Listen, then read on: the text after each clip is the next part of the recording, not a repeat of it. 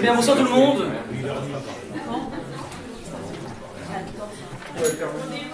Je suis très ému d'être devant des vieilles connaissances.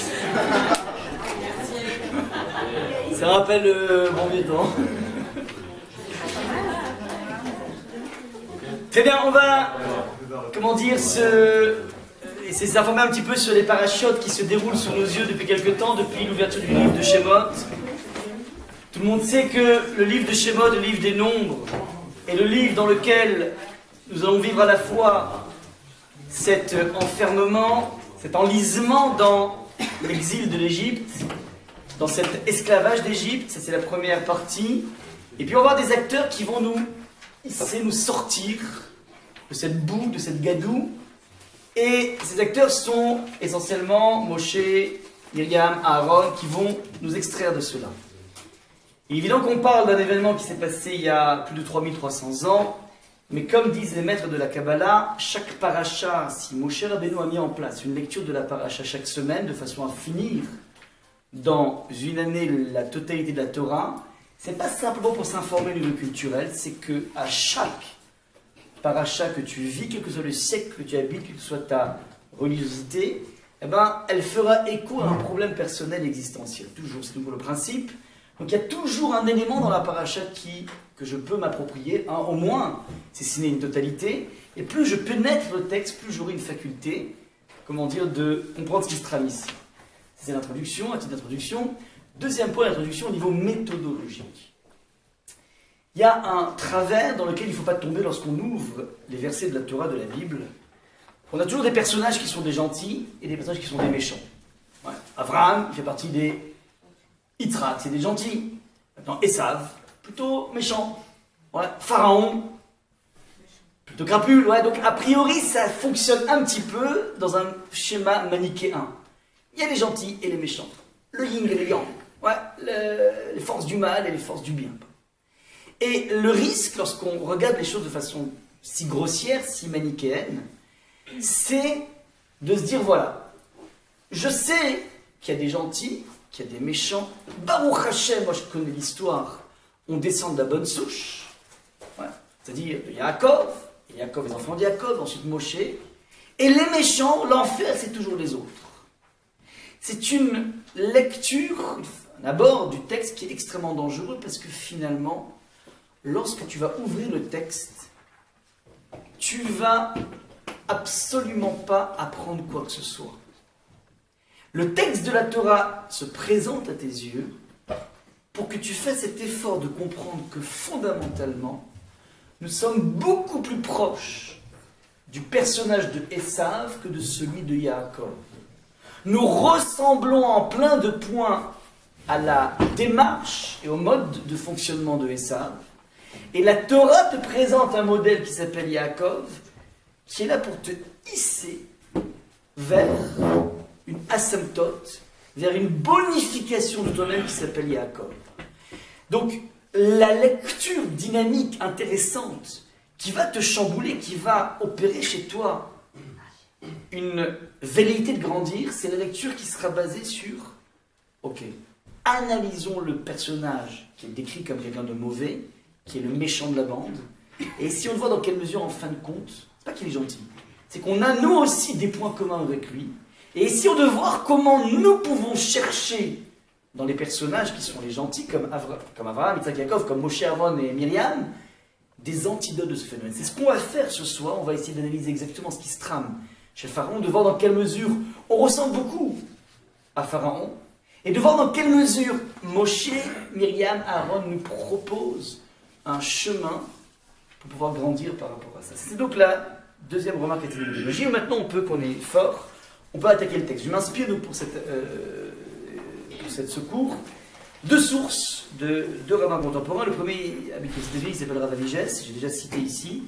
Et le deuxième, c'est le plus grand maître de la pensée juive actuelle, qui s'appelle Rav Moshe Shapira, que je vous Charlot, deux fois chez les mains. Le texte, donc, de la Torah est le suivant. Vous savez que Moshe a eu une expérience dans le buisson ardent. Hachem le désigne et le propose de rentrer sur la scène de l'histoire et de devenir le leader qui va sauver le peuple juif. Il va s'adresser au peuple juif est tellement éreinté par le travail qu'il n'arrive pas à entendre un horizon de liberté, un horizon de sortie de cet esclavage. Ça, c'est ce qui se passe. Juste après, Moshe parle avec Hachem, et Hachem lui dit la chose suivante. Vayomer Hachem al Moshe, Reen et Taticha Elokim le Pharaon ve'Aaron achicha yeneviecha. Hachem lui a expliqué exactement comment les choses vont se fonctionner, et quel est exactement le cahier des charges, et quels seront les acteurs principaux. Il lui dit, voilà, alors l'Éternel dit à Moïse, regarde, je fais de toi un Dieu à l'égard de Pharaon, c'est-à-dire je te mets en position dominante, en position supérieure, et Aaron, ton frère, sera ton prophète, c'est-à-dire c'est celui qui portera la parole. Moshe véhicule le message d'Hachem et à Pharaon, et Aaron transcrit ce message à Pharaon. Verset numéro 2, Atat tedaber et kol asher atzaveka. Toi, tu diras tout ce que je t'aurai ordonné, et Aaron, et Aaron, ton frère, parlera à Pharaon, et Shilach et Beni Israël me'artso, et il libérera les enfants d'Israël de leur pays. Donc, l'horizon est très clair. Tu vas parler à Pharaon, il finira par craquer et lâcher prise sur le peuple juif. Troisième verset, et c'est là qu'on va se concentrer. Vani akshet lev paro. Mais moi, je vais endurcir le cœur de Pharaon. Veir beti et tototai vet moftai be'eretz Mitzrayim. Et je multiplierai mes signes et mes preuves de puissance dans le pays d'Égypte. Je marque une pause ici. On a a priori un schéma qui est extrêmement clair, qui consiste à proposer à Pharaon, à Moshe et Aaron, d'annoncer à Pharaon qu'il doit lâcher du lest, il doit laisser le peuple partir, let my people go. Et Hachem annonce que ça va se passer comme ça, il finira par lâcher du lest. Mais nous rajoute le verset 3, il y a un petit grain de sable dans le mécanisme, dit Hachem, je vais endurcir le cœur de Pharaon qui fait que il aura tendance à ne pas vouloir craquer. Donc les choses se compliquent à cause du fait que Hachem va endurcir le cœur de Pharaon. Et le texte nous dit, et je vais, dit Hachem, augmenter, multiplier mes signes et être moftaï et mes preuves de puissance, mes prodiges, Be'eretz Mitzrayim sur la table d'Égypte. À votre avis, qu'est-ce qu'indique ici Hachem en disant qu'il va multiplier les signes et les prodiges? Qu'est-ce qu'il entend par là, à votre avis?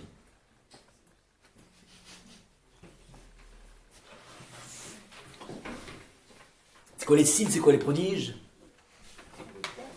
Comment? Les miracles. Les miracles, les plaies. Ouais. Il annonce ici qu'il va endurcir le cœur de Pharaon. Ça veut dire que s'il n'avait pas endurci le cœur de Pharaon, il aurait pu lâcher les Juifs. Mais comme il est endurci, donc du coup il faudra rajouter encore un stock de plaies.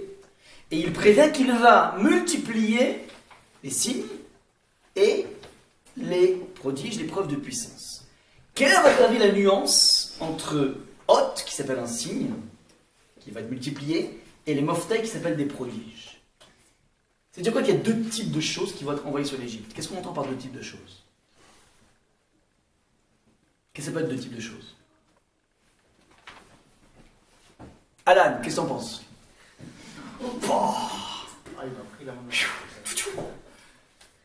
C'est quoi les signes et c'est quoi les prodiges? Comment? Alors, c'est subtil. Le Malbim, un des plus grands commentateurs, dit la chose suivante. En fait, parmi les 10 plaies qui vont s'abattre en un an sur l'Égypte, il y a deux types de plaies. Il y a une plaie qui est envoyée avec au préalable une sommation. Moïse vient dire à Pharaon, arrête de faire le malin, parce que si tu continues, Hachem va envoyer une métamorphose de toutes les eaux d'Égypte, le Nil va être transformé en sang. Donc Pharaon est avisé, il n'écoute pas la vie, le Nil est transformé, Pharaon n'en peut plus, il demande arrêtez, je lâche le peuple juif, ils arrêtent, le Nil se transforme en eau, et malgré ça, ils ne lâchent pas le peuple juif. Donc il y avait une phase, on avise, on applique la plaie, on retire la plaie et nouvelle plaie. Donc il y avait des plaies avec sommation et des plaies qui étaient là pour frapper de façon sans sommation. Et c'est même extrêmement méthodique, puisque cette année de 10 plaies, on avait un groupe, 10 divisé par 3, ça fait 3,3, mais en l'occurrence on a fait des familles. 3 premières, 3 suivantes et 4 dernières. Rappelez-vous, dans la Haggadah, on dit Rabbi Yossi Agilili Anodan Siman, il a donné un moyen mnémotechnique, Detzar Adash Be'achav, qui sont les initiales des 10 plaies. Detzar, Dalet, c'est dame, le sang. Tzadik, c'est les tzfardéas, ce sont les grenouilles. Kaf, c'est les kinim, ce sont les poux. Detzar Adash, Arov, c'est les bêtes sauvages. Dever, c'est la peste. Shin, c'est Shrim, c'est les ulcères. 4e famille, Barad, c'est la grêle. Arbé, c'est les sauterelles. Chet, c'est le rocher, l'obscurité. Enfin, dernier, Makat Bechorot. Hachem, de façon méthodique, va envoyer les 2 premières plaies de la groupe de 3 avec une sommation, la dernière sans sommation. 2 premières avec sommation, dernière avec sommation. Maintenant, ce qui est intéressant, c'est que dans ces plaies, s'il y en a qui sont avec sommation et d'autres sans sommation, chacune opère de façon différente. Une plaie avec sommation s'appelle un hot, un signe, ça veut dire Hachem nous dit coucou. C'est quoi il me dit coucou? Il vient te dire, jusqu'à présent, tu as vécu dans ce mirage de croire que le monde est géré par les grandes puissances. Tu as l'impression que celui qui fait la pluie et le beau temps dans le monde, c'est Obama. Que celui qui va gérer la crise du Moyen-Orient, c'est Poutine. Que l'économie va, dans ses fluctuations, être évidemment soumise à la crise qui se passe actuellement dans les bourses de Chine.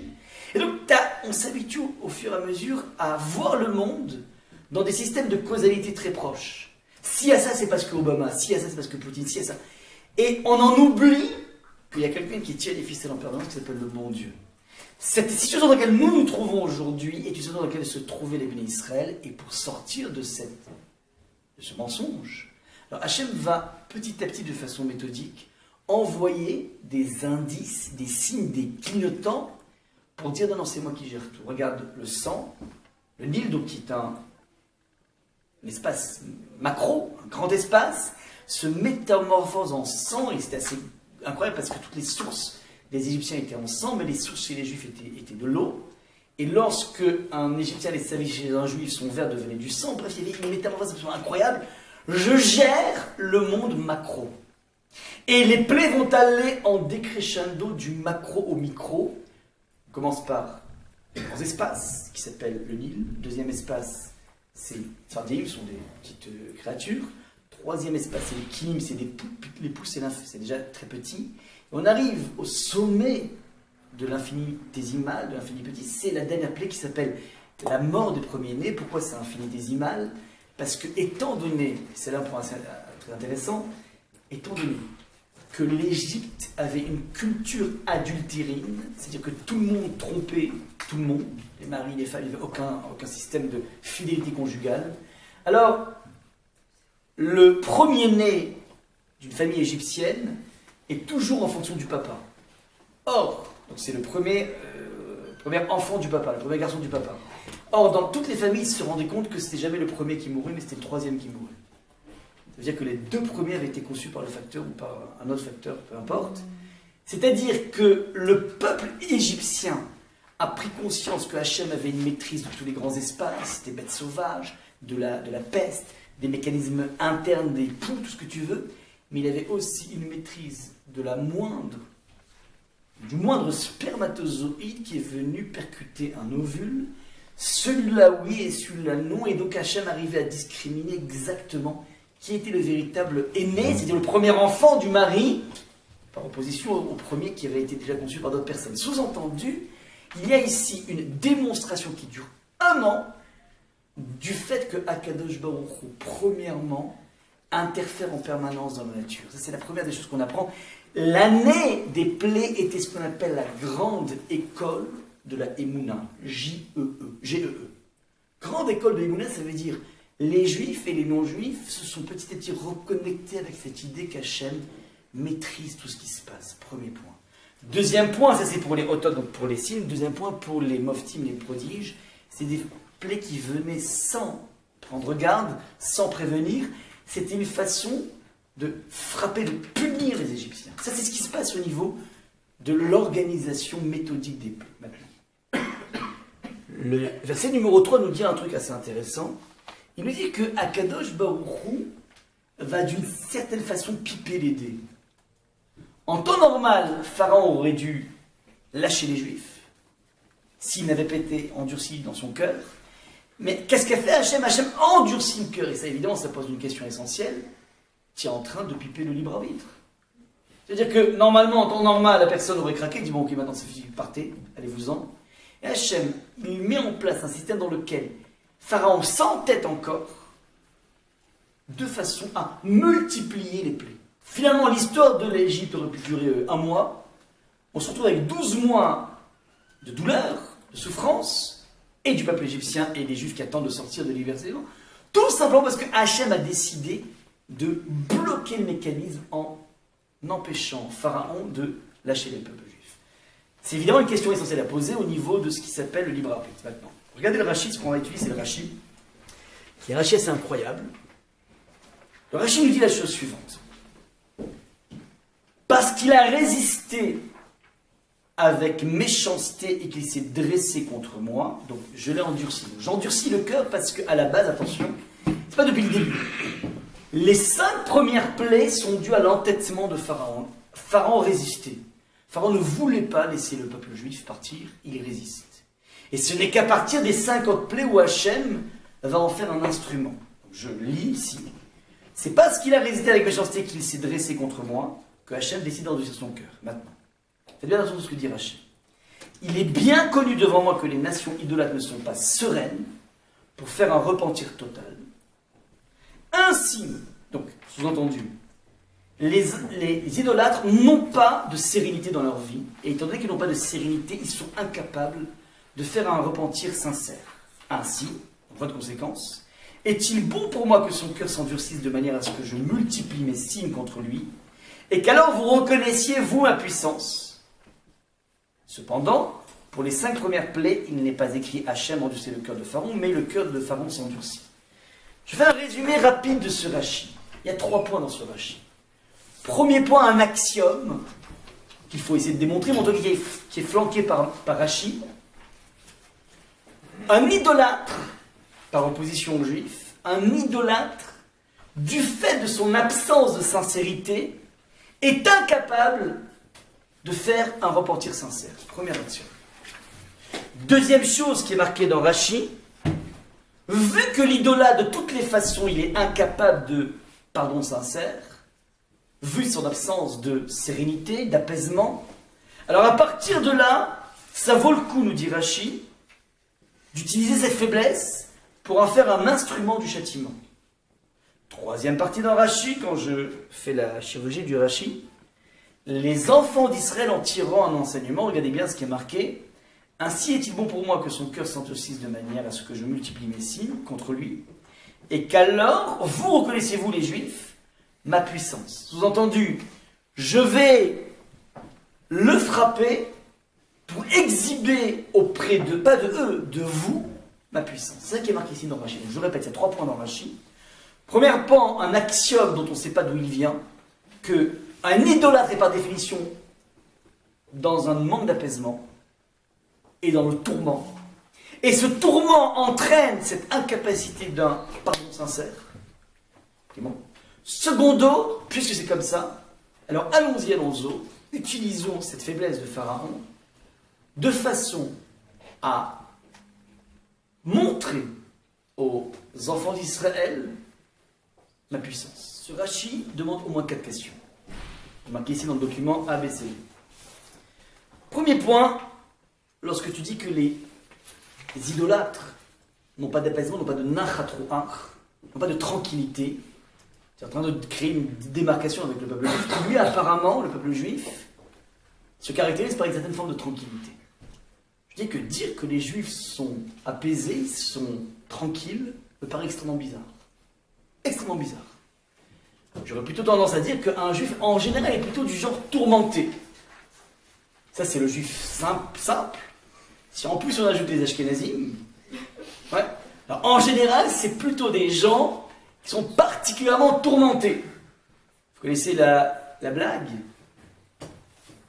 Ouais. Vous savez qu'un Ashkénaz, je suis marié avec une Ashkénaz, un Ashkénaz ne prend jamais d'aspirine. Vous savez pourquoi? Parce que ça soulage. Parce qu'un Ashkénaze coupe un oignon, c'est l'oignon qui pleure. Vous regardez tous les films de Woody Allen, vous verrez à quel point le juif est un bonhomme torturé. Il a plus torturé qu'un juif. Donc c'est extrêmement bizarre de partir d'un axiome que nous sommes des gens apaisés. Et inversement, donc c'est la contraposée, il part du principe que les idolâtres sont des personnes non apaisées, qui sont dans une absence de tranquillité. Ouais. Et ça qui leur empêche cette tchouva. Mais au contraire, j'ai envie de dire que dans le rapport de force entre les Juifs, enfin entre les Hébreux et Pharaon, qui paraît profondément tourmenté à quel point, regardez un petit peu comment les Hébreux n'arrivent pas à croire à Moshe parce qu'ils sont trop englués dans leurs travaux, les ils n'arrivent pas à penser à la liberté, ils n'arrivent pas à projeter dans la liberté, donc ils sont totalement engoncés dans cet esclavage, par opposition à Pharaon qui est là, au contraire extrêmement zen, qui a toutes les cartes en main. Donc il y a un chassé-croisé ici chez Rachi qui est extrêmement bizarre, premier point. Deuxième point, deuxième question, quel rapport entre la tranquillité, la khatouar, ouais, l'esprit zen, et le fait de pouvoir faire une tchouva jusqu'au bout, un repentir jusqu'au bout. Depuis quand la tchouva est directement liée à ton degré de sincérité? Inversement, j'ai envie de dire l'inverse. Il y a combien de personnes qui ont fait tchouva justement par prise de conscience après un malheur, après un souci, après une maladie, après une chute? Au contraire, la tchouva se trouve très souvent chez les personnes qui ont été tourmentées. Donc il y a quelque chose d'extrêmement bizarre dans Rachi. Rachi a un axiome, un idolâtre est une personne qui est tourmentée, qui n'est pas dans l'apaisement. Et comme tu n'es pas dans l'apaisement, tu ne pourras pas faire un repentir jusqu'au bout. C'est donc la troisième question à poser sur Rachi. Et dernière question extrêmement subtile, regardez bien dans le principe de la construction du Rachi, et c'est le point le plus théorique, et après on va passer à quelque chose de beaucoup plus pratique.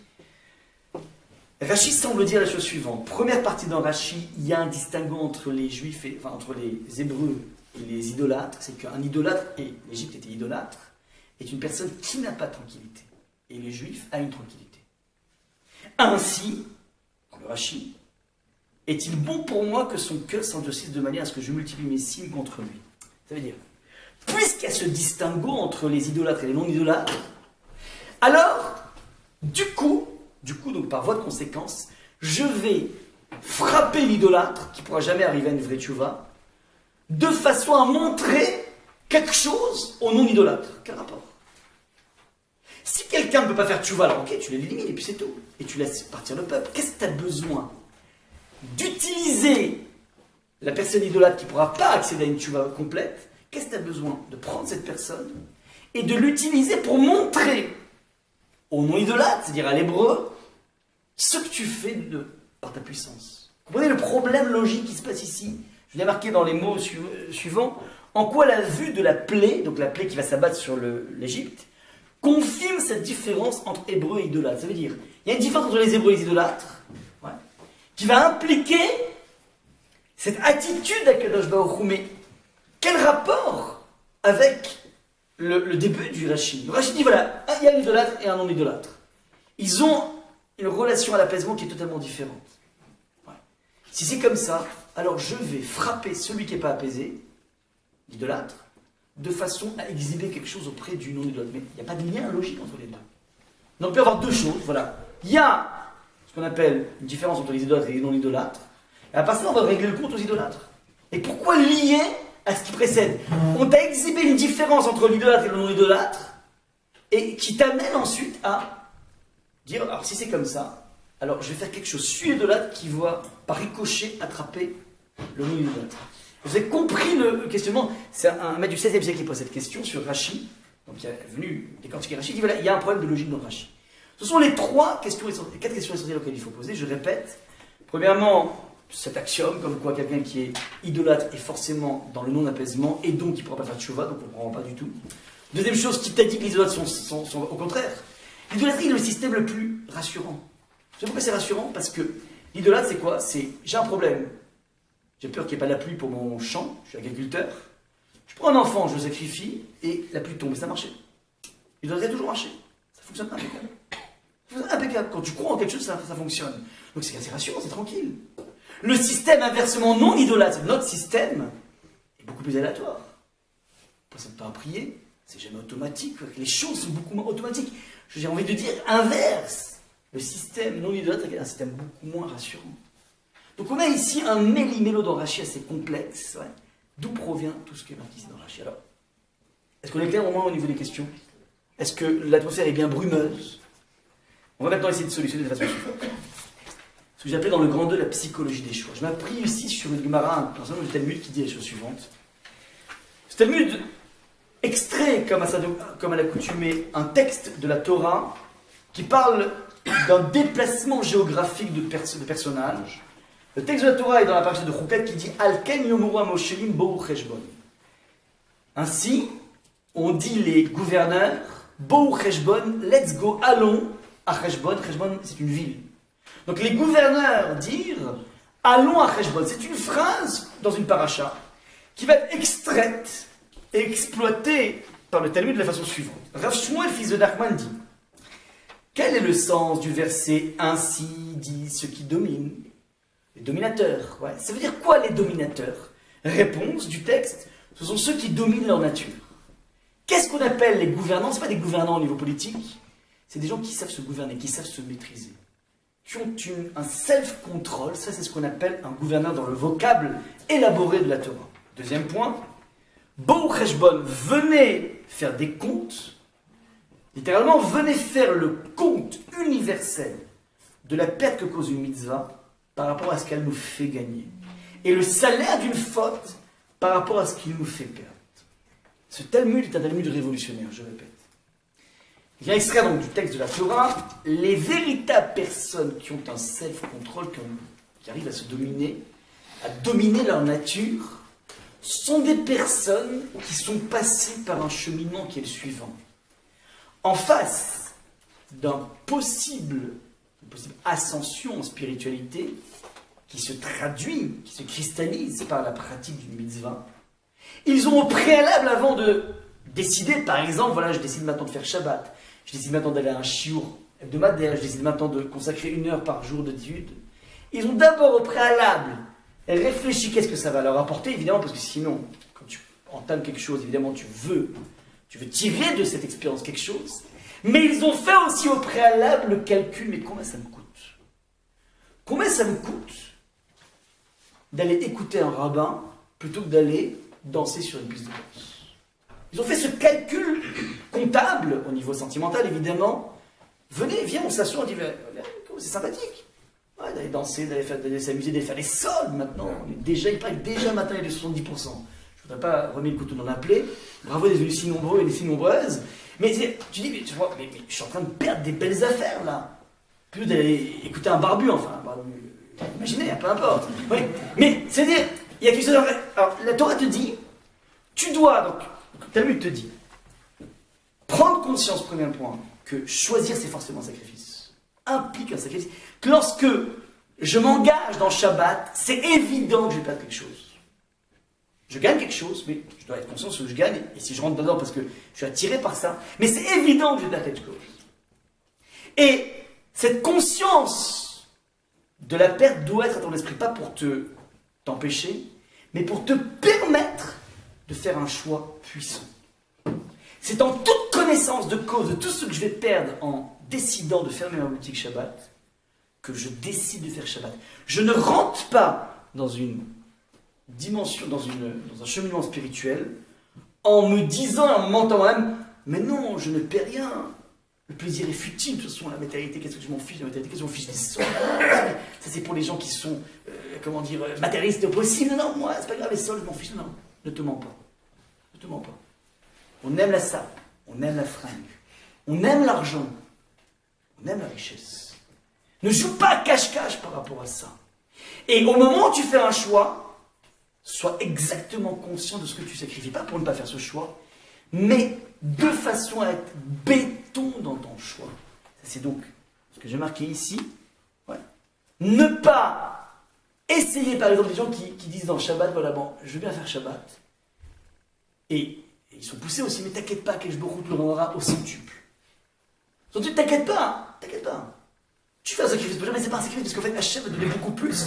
Donc en fin de compte, en 2 mots, tu auras le beurre, l'argent du beurre et la fille du crémier. Ouais. Eh ben c'est faux. C'est une étude fausse, nous dit le Talmud. C'est pas comme ça qu'on avance dans la vie. Tu n'avances pas dans la vie avec 14 polices d'assurance par rapport à ce que tu vas perdre. Tu vas le perdre et c'est comme ça. Je vous donne une image pour essayer de encore plus bien assurer cette chose. Au moment où Avraham Avinu était dans un débat idéologique colossal entre Nimrod, qui était le plus grand promoteur de l'époque, et lui. Nimrod veut dire Yodé Beboro, Mitkave Nimrod Bo. Il sait très bien qu'Hachem a créé le monde. Il n'y a pas de doute par rapport à ça. C'est incroyable. Mais il pense que Hachem a créé le monde, ensuite il s'est retiré. C'est le dieu horloger, c'est le dieu gendarme, pas gendarme, en tout cas horloger. C'est-à-dire que le bon Dieu, il a créé le monde, il a laissé le monde en location, en gérance à l'homme. Et alors il dit non, c'est pas comme ça. Hachem interfère en permanence. C'est ce qu'on appelle un débat idéologique.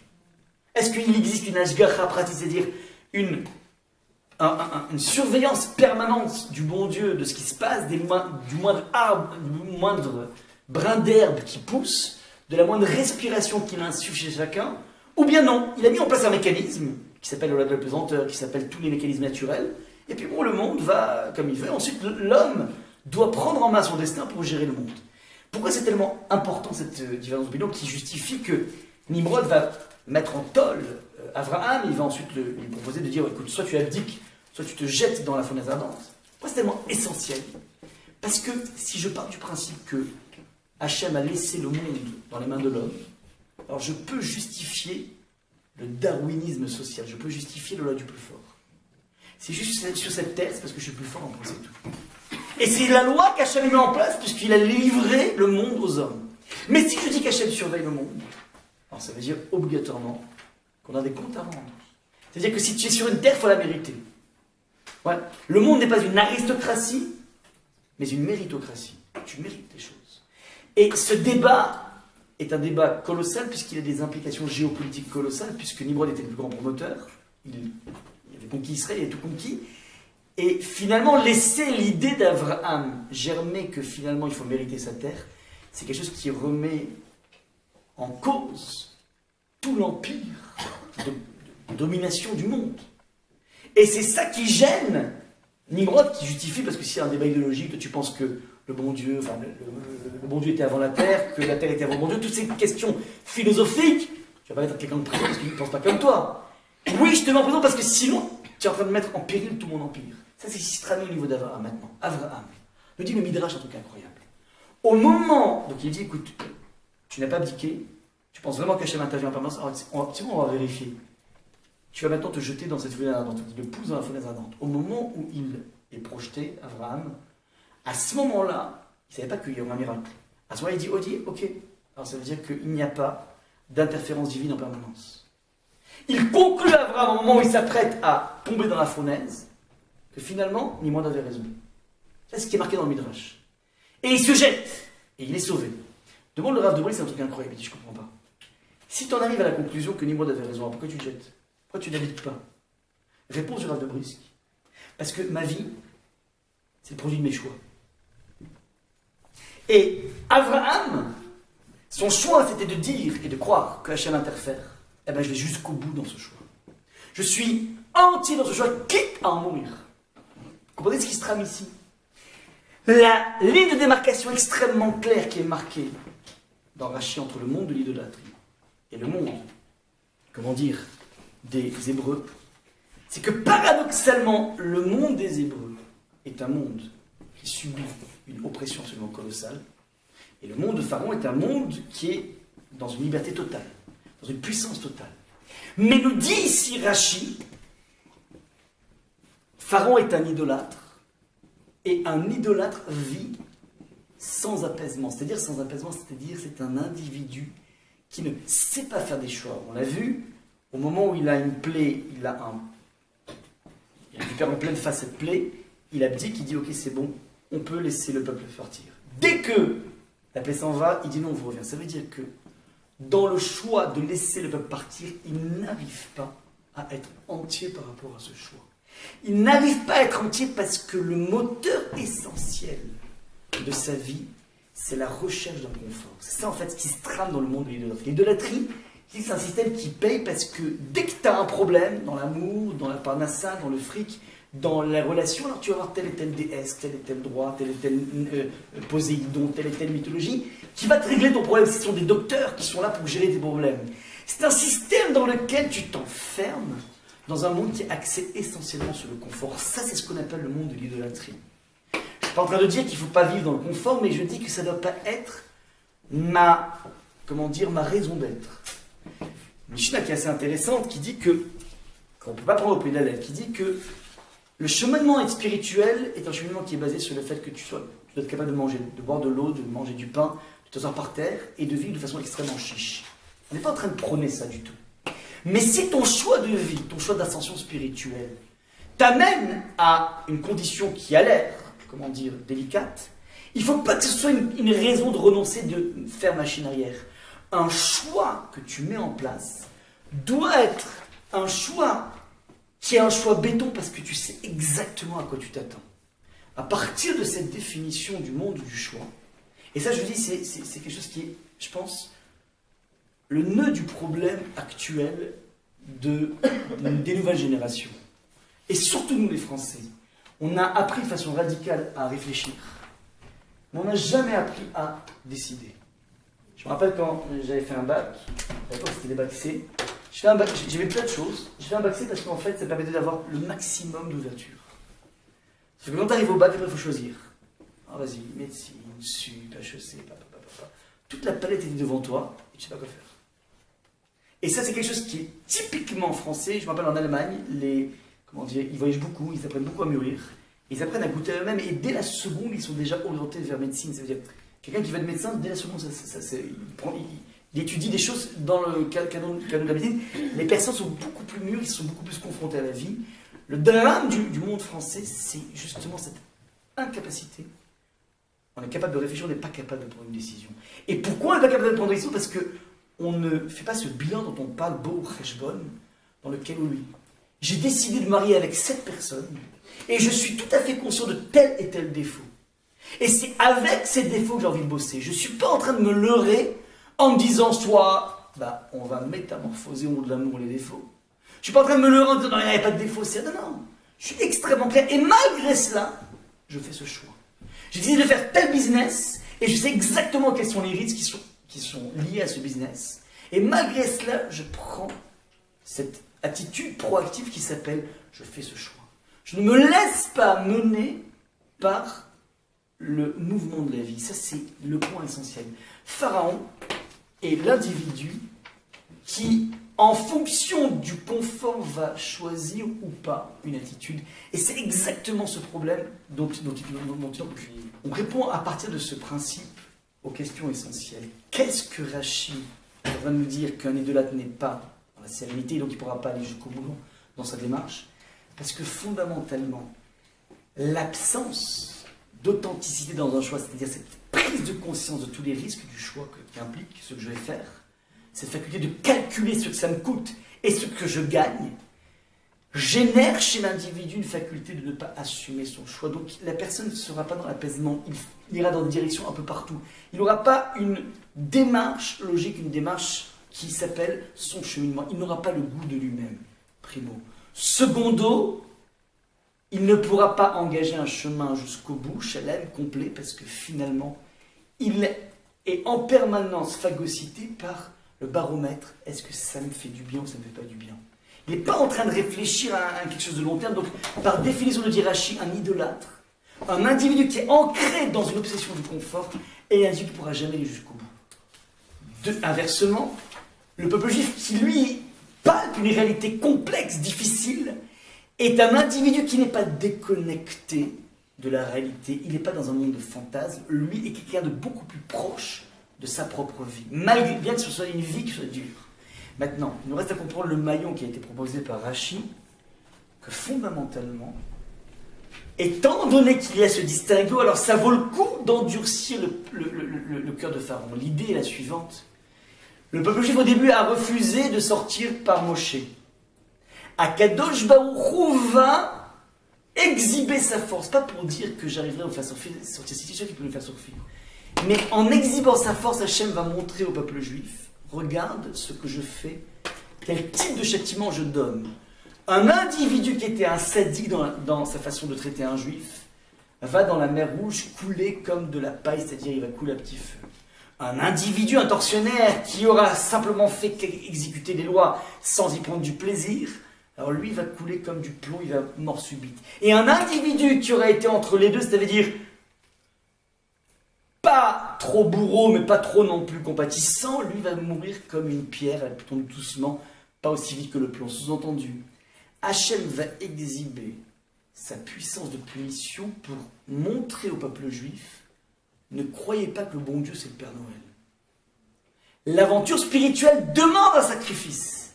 Et c'est un cheminement dans lequel, évidemment, c'est un chemin rigoureux, un chemin dans lequel c'est pas une effusion de peace and love et de cadeaux, c'est pas comme ça. La vie c'est complexe.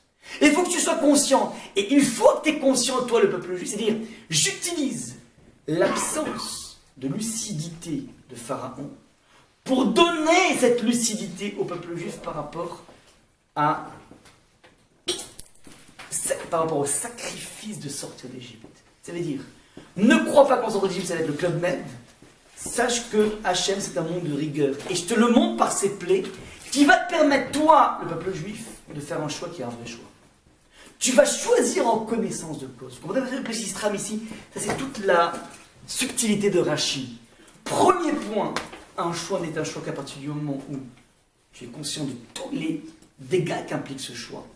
Et malgré toute cette prise de conscience du goût amer des dégâts, il y a un goût que je projette puissant qui fait que ça ne va pas occulter le reste, et ça ne va pas non plus me frustrer, mais je vais mettre de côté ce désir de confort parce que je sens que je vais pouvoir accéder à quelque chose de plus puissant. Ça, c'est ce qui se trame dans tout choix. Et si c'est comme ça, alors encore faut-il renseigner le peuple juif sur ce qui les attend. Et donc c'est exactement ce qui se trame ici, le livre de Rachi. Pour asseoir un choix, encore faut-il être clair par rapport à toutes les implications. C'est ça qui est mis, comment dire, en exergue ici. Ça, c'est donc le premier point que je voulais vous amener par rapport à ça. Est-ce que c'est clair ou je répète? Après, excusez-moi, mais comment savoir que c'est le bon choix? C'est là qu'il faut être capable de se jeter à l'eau.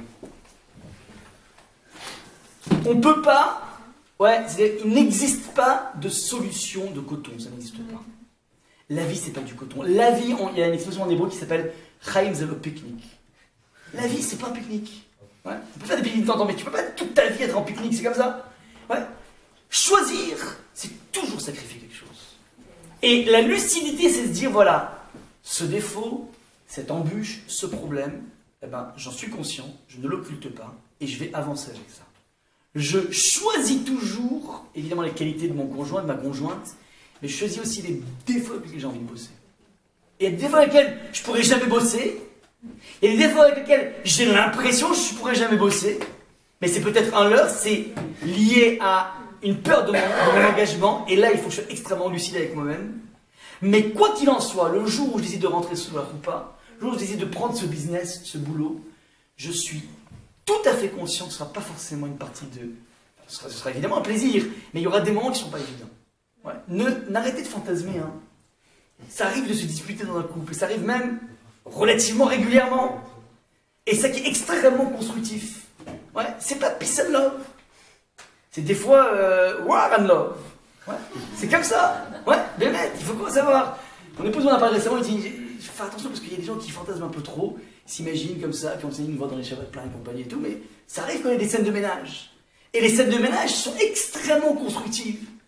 Extrêmement constructives. Ouais, parce qu'en fait, on établit un dialogue et on continue à établir un dialogue. Et même si on a 18 ans de mariage, on continue à construire un dialogue. Et c'est ça qui est fascinant. Mais une chose est sûre, c'est qu'on fait un choix, et ce choix, on l'assume. Ouais. Et évidemment, je ne parle pas s'il y a des vices cachés ou j'en sais rien, ouais, je ne parle pas de ça, mais lorsque on est en face de personnes qui sont honnêtes, qui sont différentes, ouais, qui doivent s'accorder, que c'est pas forcément évident de s'accorder, mais c'est normal que ce soit pas évident de s'accorder. Tout à fait normal. Et au bout d'un moment, il ne faut pas rester dans la posture de Pharaon. Ouais, c'est-à-dire, je fais un pas en avant, mais à condition que j'ai toute cette position, c'est pas comme ça. Non, non, Comme dirait Churchill, je vous promets du sang, des larmes, pas tout à fait comme ça. Pas tout à fait comme ça, beaucoup moins que Churchill. Mais il faut savoir que c'est ça le piment de la vie. Parce qu'en fait, c'est ta vie, tu l'as choisi, ton choix, tu l'as choisi. Et tu l'as su jusqu'au bout. Contre vents et marées. Et le jour où tu as une scène de ménage, tu la gères tout seul, sans appeler Pierre, Paul et Jacques, ni papa et maman, qui veulent évidemment mon bien, évidemment, ouais.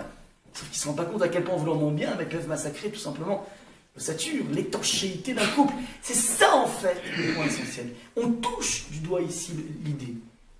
Ouais, lorsque, encore une fois, la Mishnah te dit, mais tu risques d'avoir une vie qui sera extrêmement chiche. Et la Mishnah continue, et tu seras heureux. Cette vie chiche, parce que finalement, tu n'as pas conditionné ton choix en fonction du confort. Si le confort arrive, tant mieux. Ouais, comme dirait l'autre, vaut mieux être beau, riche, intelligent, tout ce que tu veux, belle, et ainsi de suite, que moche. Ouais. Mais une fois que tu n'as pas choisi les ingrédients de la vie, tu vas avancer avec ça, et tu n'as aucune raison de ne pas être heureux par rapport à ça.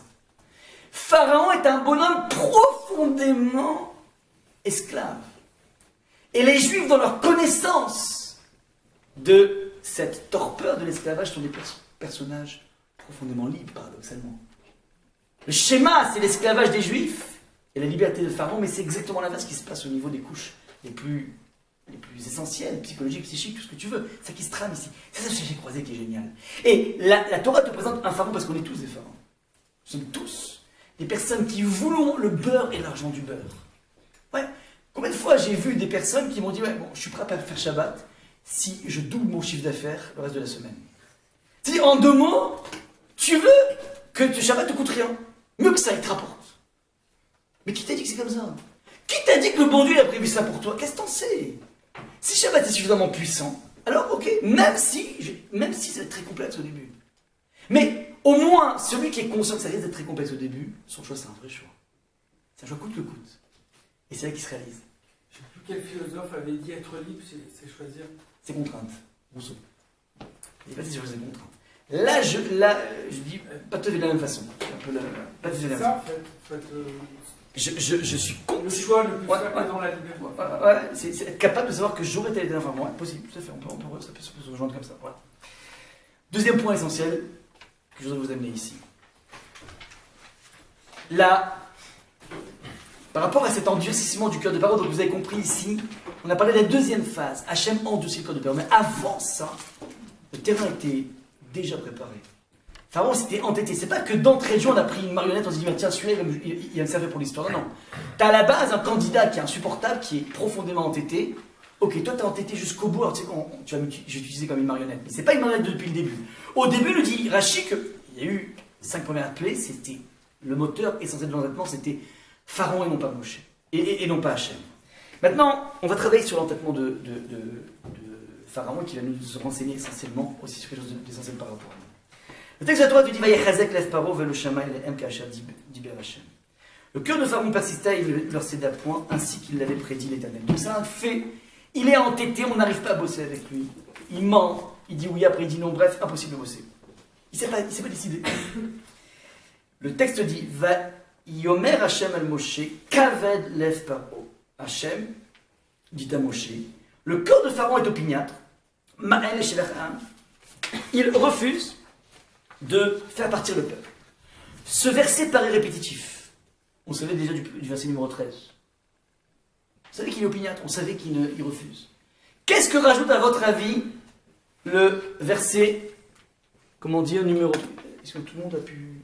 Ok, juste présence, merci beaucoup. Alors regardez, qu'est-ce que rajoute le deuxième verset? Alors le Midrash a une lecture géniale. Faites attention. Je vais marquer ici en rose fuchsia. Quand on lit le verset Vayomer Hashem el Moshe, Kaved lev Paro. Littéralement, Kaved veut dire lourd. Kaved c'est lourd, Kaved c'est le poids, c'est l'honneur. Lève le cœur de Pharaon. Donc littéralement, le cœur de Pharaon est lourd.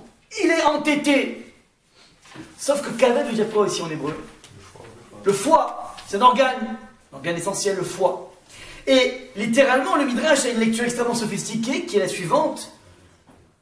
Vayechazek lev Paro, vayomer Hashem el Moshe kaved lev Paro. Donc dit le Midrash, de même que le foie est de nature colérique, le cœur de celui-ci est devenu comme un foie. C'est-à-dire, on lit le verset de la façon suivante. Kaved, ça veut dire foie, lève paro. Kaved, c'est un foie, le cœur de Pharaon. Vous entendez pas? Kaved, tu sais quoi? Son cœur, c'est devenu un foie. Kaved, lève paro. C'est un foie, le cœur de Pharaon. C'est pour ça qu'il faut lire le texte, d'après le Midrash. Donc je répète. Au niveau de la couche littérale, c'est Pharaon est entêté. Et le Midrash décortique le texte et il te dit non, tu peux lire autrement, pas qu'il est entêté, tu peux dire que son cœur est devenu un foie. C'est-à-dire quoi un cœur est devenu un foie? C'est quoi ce trafic d'organes? C'est quoi ce truc qui se passe ici? Nefesh HaChaim, un des très grands maîtres de le grand élève du Gaon de Vilna, qui a écrit un livre de philosophie juive magnifique qui s'appelle le Nefesh HaChaim, Rabbi Chaim de Vologine. Il y a Vologine, et lui, il explique la chose suivante, et c'est une clé essentielle de pensée juive qu'il faut attraper ici, il faut le connaître, cette partie de la culture juive, que tout homme se décompose au niveau de la structure spirituelle, qui s'appelle l'âme, en 3 types d'âmes. 3 âmes. On a 3 âmes, on n'a pas une âme, on a 3 âmes. La première s'appelle le Nefesh, la deuxième s'appelle le Ruach, et la troisième s'appelle la Neshama. Nefesh, en hébreu, c'est la dimension la plus charnelle de l'âme. Le roi, c'est le vent, c'est une dimension plus fluide, plus subtile. Et Neshama, c'est le top du top, c'est une dimension encore plus invisible. À chacune de ces dimensions de l'âme, ces couches d'âme, ce sont des couches, correspond un organe charnel. Au Nefesh, c'est-à-dire l'âme, on appelle l'âme béhémite, c'est-à-dire tous les animaux ont un nefesh, on appelle ça une nefesh. Ils ont une façon de se mouvoir. Ils ont un mouvement. Ouais. L'instinct de vie d'un animal, c'est ce qu'on appelle le nefesh. L'homme aussi a un instinct de vie. L'animal aussi a un instinct de vie. Tout rampant, n'importe quel reptile a un instinct de vie. Ça, c'est le nefesh, c'est la première couche. À ce nefesh correspond le kaved, le foie. Premier organe. Deuxième organe, le ruach. Le roi, c'est le vent, c'est la parole, c'est la faculté que l'homme a de parler. Ça veut dire que des animaux aussi font des sons, mais nous, notre parole, elle structure notre pensée. On pense pour parler, mais la parole, c'est rétroactif, te permet de structurer encore ta pensée, donc d'évoluer. Nous sommes des êtres qui évoluent grâce à la parole. C'est le roi, c'est le vent, qui correspond au cœur, l'organe du cœur. Et dernière strate, c'est la neshama qui se trouve dans le cerveau, nous dit l'article 25 du Shulchan Aruch. Mais elle était finie ici parce qu'en fait c'est là que se situe la neshama, dans le cerveau, pas dans le cœur, c'est dans le cerveau. Alors, la neshama se trouve au niveau du mohar du cœur, du cerveau. Ça c'est ce que nous disent les maîtres de la Kabbalah. Comment on exploite ce texte qui a l'air un petit peu obscur? Comment la chose suivante. Quand on regarde au niveau charnel, le foie, sa fonction, s'il y a des médecins ici, c'est de stocker les choses. Il stocke. Et c'est l'aspect le plus, c'est un organe lourd, et c'est, on a dit, l'aspect le plus charnel de la neshama, enfin de l'âme, c'est-à-dire c'est ce qui t'imprime un mouvement. Maintenant, il stocke tout ce qui se passe quand, par exemple, tu prends un peu trop de chocolat, tac, tu commences à sentir mal au foie. Quand tu prends un peu de pourim de vin ou n'importe quoi, même sans pourim, tu sens que c'est-à-dire il stocke. Il emmagasine, il emmagasine, il emmagasine. Voilà. C'est qu'il stocke. Et crise de foie, sont dus à un emmagasinement. C'est-à-dire, le foie est sans limite et sans aucun frein ou sans aucun filtre. Ça, c'est le premier organe. Deuxième organe, c'est le cœur. Le cœur. Et je vous ai marqué ici dans la symbolique. Sa fonction donc c'est donner ce qui est nécessaire et retirer ce qui est nocif. C'est tout le mouvement de la pompe du cœur qui permet donc de créer un circuit d'un sang qui va être oxygéné, qui va alimenter un peu tous les organes qui en ont besoin. C'est-à-dire qu'il voit un organe qui en a besoin qui s'appelle ce cerveau, qui a besoin d'être oxygéné par du sang, et le cœur s'occupe d'aller lui récupérer du sang oxygéné, bon, de l'envoyer, donc il fait tout un tralouette comme ça, il s'occupe de tout gérer les manques des autres. Donc il véhicule, ça c'est le cœur. Ouais, il est gentil comme un cœur, d'ailleurs il s'occupe de tout le monde, c'est magnifique, c'est un cœur. Ouais. Et troisième niveau, c'est le monde de l'intelligence, c'est le monde de l'infini, le monde de l'abstraction. Le monde de l'imagination, c'est un monde qui est totalement infini. Ça c'est ce qu'on est trois systèmes. Parce que vous prenez les initiales de chacun de ces organes, Mohar, c'est le cerveau, Lev, c'est le cœur, la med, et Kaved, le foie, c'est le kaf, ça fait même la medret, c'est quoi? Meler, c'est le roi. On est censé avoir une utilisation extrêmement judicieuse de ces trois organes, c'est-à-dire le monde de l'infini des pensées, le monde du cœur et le monde du foie. Et lorsque tu as un cycle vertueux, alors tu es ce qu'on appelle un malade, c'est une personne qui te domine. Quand est-ce que les problèmes commencent? C'est lorsque le cœur ne fait pas son travail. C'est-à-dire le travail du cœur, c'est quoi? C'est être capable de filtrer tout le monde émotionnel de ta vie, on est percuté par des tonnes de choses, par des tonnes d'événements. Et ça, on emmagasine, sans trier au début. T'as une telle vexation ici, t'as une telle vengeance à souffrir dans la réalité. T'as une personne qui t'avait promis quelque chose qu'il t'a pas fait. Et tout ceci t'emmagasine dans le foie. Et quand on a marre, c'est que t'es en crise de foi, ça veut dire que t'en as marre dans ta relation humaine et tu dis voilà, maintenant c'est fini. Je veux plus la voir, je veux plus lui parler, c'est fini, on coupe, c'est fini, je veux une rupture. Ça, c'est lorsque le foie est en crise de foi. Vous avez compris l'image. Maintenant, le cœur, lui, est censé ponctionner toutes ces émotions, essayer de les trier, faire un ordre par rapport à ça, et véhiculer au cerveau les informations essentielles. Arrive des moments où le cœur ne fonctionne pas. Il ne fait pas son travail, et ce que dit ici le texte qui est génial, c'est que fondamentalement, chez Pharaon, le cœur n'a pas fonctionné. On dit que Pharaon était une personne coléreuse. Une personne coléreuse, c'est-à-dire c'est un individu qui s'oblige à vivre dans un monde figé. Je m'explique. Une année ici, la phrase du Talmud, on l'avait déjà cité une fois, il y a 1 an ou 2 ans. Amou Chachamim Arishonim, Kol HaKoes Kilu Oved Avodah Zara. Tout individu qui s'énerve est comme un idolâtre. Les maîtres du Talmud viennent faire un comparatif entre le monde de la colère et le monde de l'idolâtrie. Évidemment, on n'est pas en train de donner une étiquette à un individu qui s'est mis en rogne, qui s'énerve comme un fou, de dire ah, tu sais quoi, toi tu es un idolâtre, et l'autre je pourrais même plus boire de ton vin. On n'est pas donné un statut, on n'est pas en train de donner un statut halachique à cette personne. On est juste en train de nous dire que le mode de fonctionnement de la colère, dont on parle sur Paro par exemple, est un monde qui ressemble étrangement au mode de fonctionnement de l'idolâtrie. Explication. Qu'est-ce qui se passe quand je me mets en colère? Par exemple, on a fixé un rendez-vous, on avait un rencard, tu étais censé venir à 20h00 ou 19h60, même. Et voilà que tu débarques à 20h30, une demi-heure de retard. Maintenant, moi, je gamberge.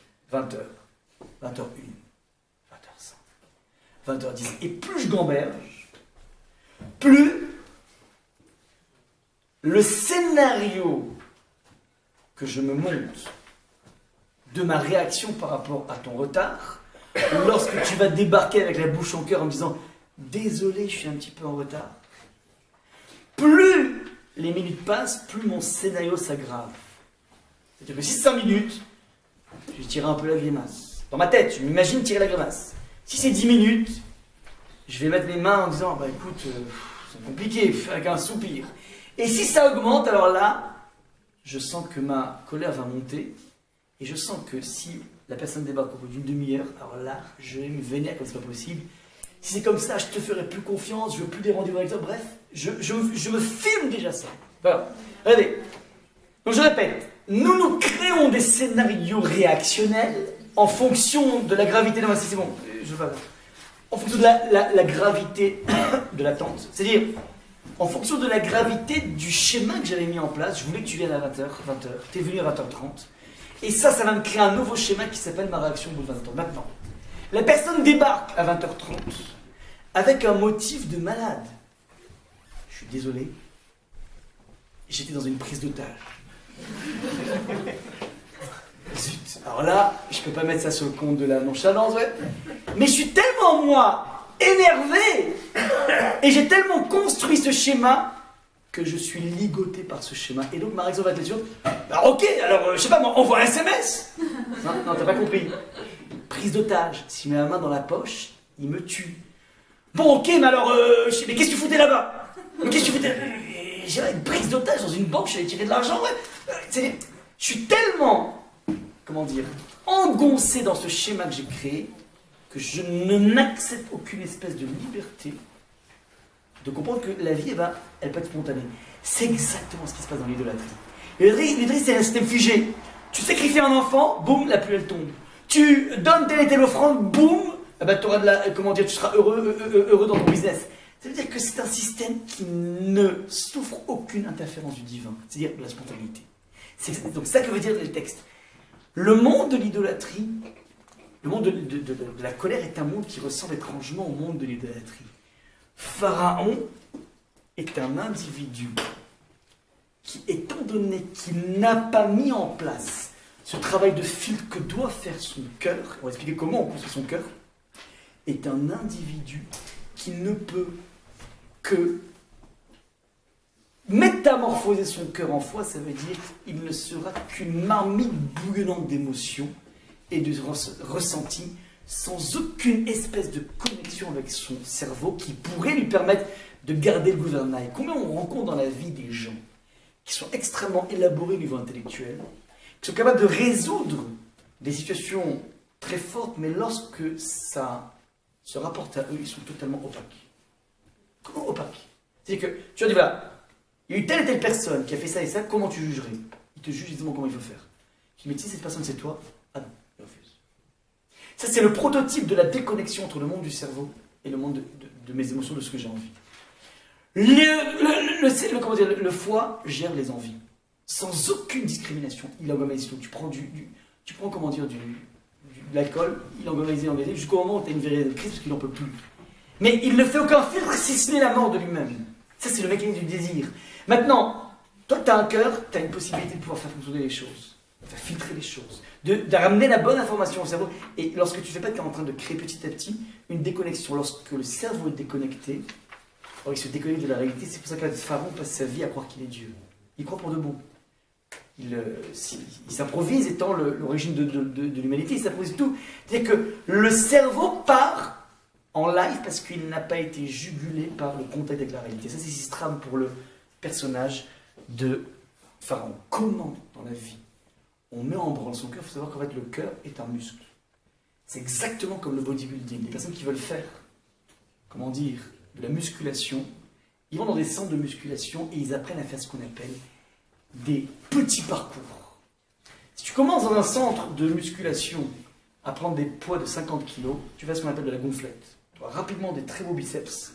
En fait, c'est creux à l'intérieur. C'est juste Les individus qui veulent vraiment se construire, ils font ce qu'on appelle des petites charges pendant longtemps et de façon répétitive. Voilà, tu prends 2 kilos pendant des jours et des jours et des jours. Au bout d'un moment, tu as un véritable muscle qui est en train de se mettre en place. Je ne l'ai pas fait. C'est une impression. Ça, c'est ce qui se trame. Le cœur est un muscle, comme tous les autres muscles. C'est quelque chose qui se construit. Comment on construit son cœur? Comment on bâtit son cœur? Par le biais de ce qu'on a dit sur le cœur dans sa fonction organique. Qu'est-ce qui fait le cœur? Il voit des zones qui ont besoin d'être irriguées. Il va s'occuper d'amener du sang à l'oxygène dans ces zones irriguées. Ça veut dire, premier point, je reste alerte à la douleur de l'autre. Je reste alerte au problème de l'autre. Soit il me signifie, tant mieux. S'il ne me signifie pas, je vais essayer d'aller à la pêche aux informations. Pas dans une business, mais dans une technique pour savoir qu'est-ce que je peux faire en fonction de mes talents pour aider autrui. Et ça, alors c'est des belles idées, mais ça peut se manifester dans la quotidienneté.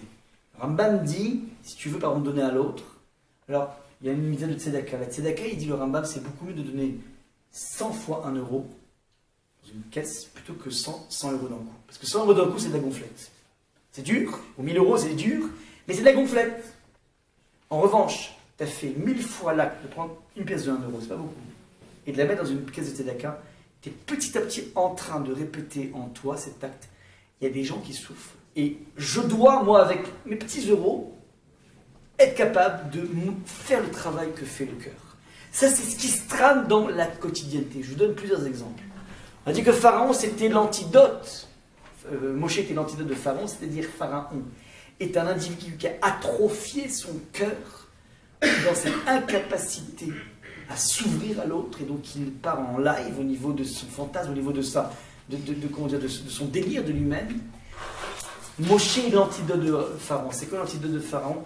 La première des choses qu'on dit sur Moshe une fois qu'il est né, une fois qu'il a été élevé chez Batia, le texte nous dit Vayetse Moshe, Vayelech le Echav, Vayar besivlotam. 3 choses.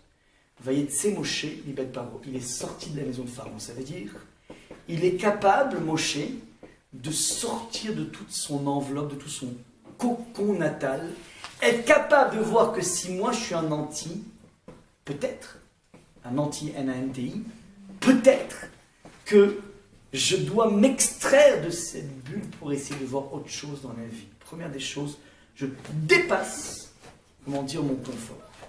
Deuxième étape, il est allé à la rencontre de ses frères.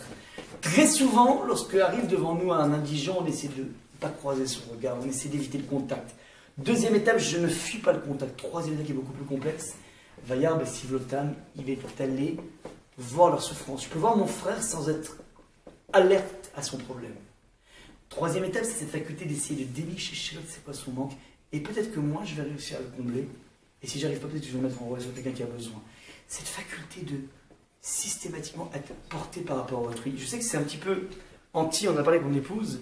C'est vrai que de façon générale, aujourd'hui, on te dit fais gaffe, préserve-toi. Fais attention à toi. Ne t'épanche pas trop et n'écoute pas trop parce que ça te fait du mal. Mais ça, c'est anti-Torah. C'est anti-Torah. Les personnages dans la Torah sont tous construits dans cette empathie radicale. Mon cher Rabbeinu le fait. J'ai connu, moi, le plus grand maître de la génération à l'époque, il s'appelait Rav Shach. Rav Shach, c'était le plus grand maître de la Yeshiva de Ponevezh, le plus grand maître de la génération. Il est mort à 104 ans. J'ai assisté à son enterrement. Et c'est extraordinaire parce que lorsqu'on a des grands hommes dans le judaïsme, lorsque tu assistes à des histoires post-enterrement, des histoires qui te montrent à quel point il était géant. Dans le monde des grands hommes, hors judaïsme, enfin en général, des grands hommes politiques, après l'enterrement, tu entends des histoires assez bizarroïdes. Toi, tu as une certaine Mazarine qui assistait à l'enterrement de son père, on ne savait pas qu'elle existait, et que les journalistes qui savaient son existence, à l'époque de Mitterrand. Mitterrand, ce grand homme politique, puis d'un coup, tu vois qu'il y a eu plusieurs bébés illégitimes. Bref, donc c'est ça qui transpire après. Mais nous, chez les gens d'Israël, tu te rends compte de la densité existentielle de l'individu. Et je me rappelle, ce qui m'avait marqué, c'est que personne n'a parlé de son génie au niveau talmudique. C'était un génie au niveau, mais personne n'en a parlé. C'est une puissance. Enfin, on en a parlé un petit peu, mais c'était pas ça l'essentiel, ils ont parlé surtout du chesed. Un géant dans le monde juif, c'était une personne qui a été capable d'inclure à l'intérieur de lui tout le peuple juif. C'est ça, en fait, la puissance de Rav Shach. Je me rappelle d'une histoire qui m'avait beaucoup marqué. Deux histoires. La première, c'est que comment dire, c'est une histoire en fait, qui m'a été racontée par mon Rosh Yeshiva. Quand je suis rentré en 94 à la Yeshiva, mon Rosh Yeshiva était donc à l'époque, avait étudié, était rentré à Ponevezh en 1968. Donc il avait comme Rav Shach. Et dans ses heures perdues, mon Rosh Yeshiva avait l'habitude de parcourir, donc aller dans des villes dans lesquelles il n'y avait pas beaucoup de Torah. Et il faisait du porte-à-porte pour essayer de motiver les parents à mettre leurs enfants dans des structures. Donc il y avait un petit peu de Torah, parce qu'il y a des structures d'Israël où il n'y a pas du tout de Torah, on ne sait même pas la Bible, on ne sait même pas la culture juive. Donc il essayait donc de réunir des parents pour leur dire faites gaffe, vous avez un héritage, la culture juive c'est important, mettez des enfants dans des endroits comme il faut.